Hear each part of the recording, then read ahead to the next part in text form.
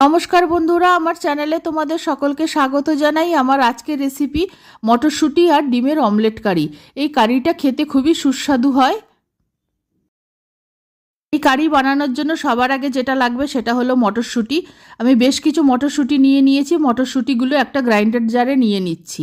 মটরশুঁটিটার আমি পেস্ট তৈরি করে নেব, আর এই পেস্টটা আমি জল ছাড়া তৈরি করব।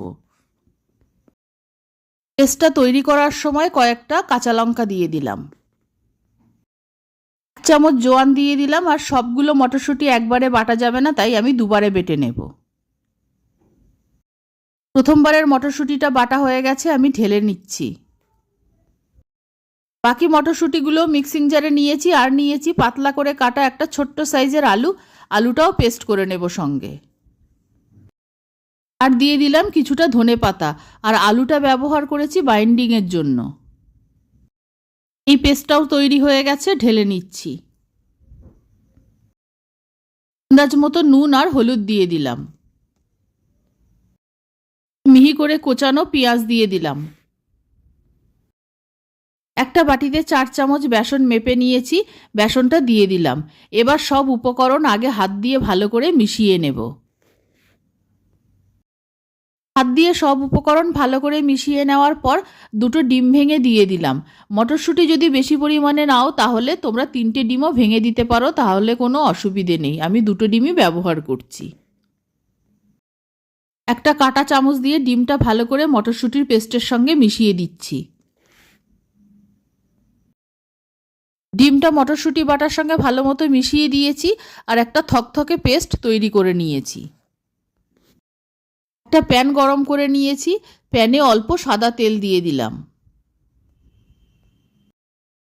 এটা প্যানের গায়ে ভালো মতো মাখিয়ে নিয়েছি। এবার মটরশুঁটির ব্যাটারটা প্যানের মাঝখানে দিয়ে দিলাম।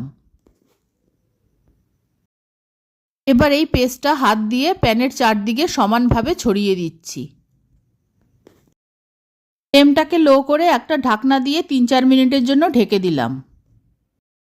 গ্রাইন্ডার জারে 2 চামচ মতো মটরশুঁটি বাটা রেখে দিয়েছি। এর মধ্যে 4-5টা শুকনো লঙ্কা দিয়ে দিলাম। একটা বড় সাইজের পেঁয়াজ টুকরো করে কাটা আর একটা বড় সাইজের টমেটো টুকরো করে কাটা গ্রাইন্ডার জারে নিয়ে নিলাম। মিক্সিং জারের সব মশলাগুলো ভালো করে পেস্ট করে একটা বাটিতে ঢেলে রাখছি। আর একটা বাটিতে 1 চামচ হলুদ গুঁড়ো, 1 চামচ জিরের গুঁড়ো, 1 চামচ ধনের গুঁড়ো অল্প জল দিয়ে গুলে রেখে দিচ্ছি। 5 মিনিটের মধ্যে মটরশুঁটি আর ডিমের অমলেটের একটা দিক হয়ে গেছে, আমি উল্টে দিচ্ছি।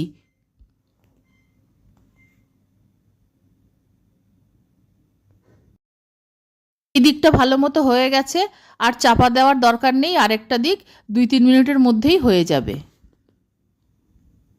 দুটো দিকটাও হয়ে গেছে, আমি একটা থালায় নামিয়ে নিচ্ছি। অমলেটটা ঠান্ডা হয়ে গেছে, এবার আমি টুকরো করে কেটে নিচ্ছি। আর এই অমলেটটা একটু মোটা করে তৈরি করতে হবে, না হলে কারি রান্না করা যাবে না। আমি এরকম চৌকো টুকরো করে কেটে নিচ্ছি। এগুলো খুবই নরম হয়েছে, আর সন্ধ্যাবেলায় স্ন্যাক্স হিসাবে তোমরা এগুলো শুধুও খেতে পারো। কড়াইতে একটু সর্ষের তেল গরম করে নিয়েছি। এবার একটা তেজপাতা, 2টো এলাচ, 1 টুকরো দারচিনি, 1 চামচ হিং ফোড়ন দিলাম। এবার টুকরো করে কেটে রাখা আলু দিয়ে দিলাম। আলুগুলো ফোড়নের সঙ্গে ভালো করে ভেজে নেব। ওটা কিছুক্ষণ ভেজে নেওয়ার পর পেঁয়াজ, টমেটো, শুকনো লঙ্কা বাটাটা আমি দিয়ে দিলাম। সঙ্গে 2 চামচ মটরশুঁটি বাটাও ছিল। আর 1 চামচ আদা বাটা দিয়ে দিলাম।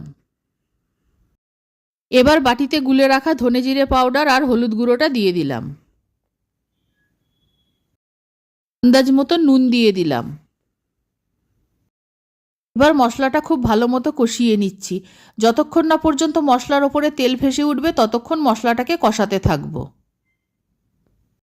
মশলাটা খুব ভালো মতো কষানো হয়ে গেছে, এবার আমি জল দিয়ে দিচ্ছি। মশলার বাটি ধোয়া জলটা আমি জমিয়ে রেখেছিলাম, এই জলটাই গ্রেভিতে ব্যবহার করে নিচ্ছি। মতো নেড়ে দিচ্ছি, ঝোলটা ফুটে ওঠা পর্যন্ত অপেক্ষা করতে হবে।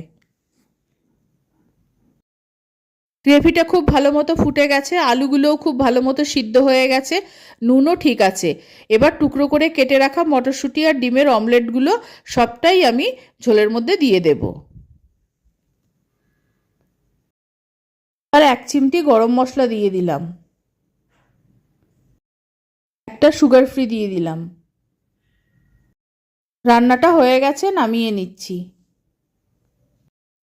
মটরশুঁটি আর ডিমের অমলেট কারি, এটা যে খেতে কতটা সুস্বাদু হয় তোমরা বাড়িতে না বানিয়ে খেলে বুঝতে পারবে না। এটা ভাত, রুটি, লুচি, পরোটা সবকিছুর সঙ্গেই খেতে খুব ভালো লাগে। আমার এই রেসিপি ভালো লাগলে আমার চ্যানেলকে সাবস্ক্রাইব করার, লাইক করার, শেয়ার করার অনুরোধ রইল। আর আমার নতুন পুরনো সকল বন্ধুদের আন্তরিক ধন্যবাদ ও ভালোবাসা জানিয়ে আমি আমার ভিডিও শেষ করছি। সকলকে অনেক অনেক ধন্যবাদ ও ভালোবাসা রইল।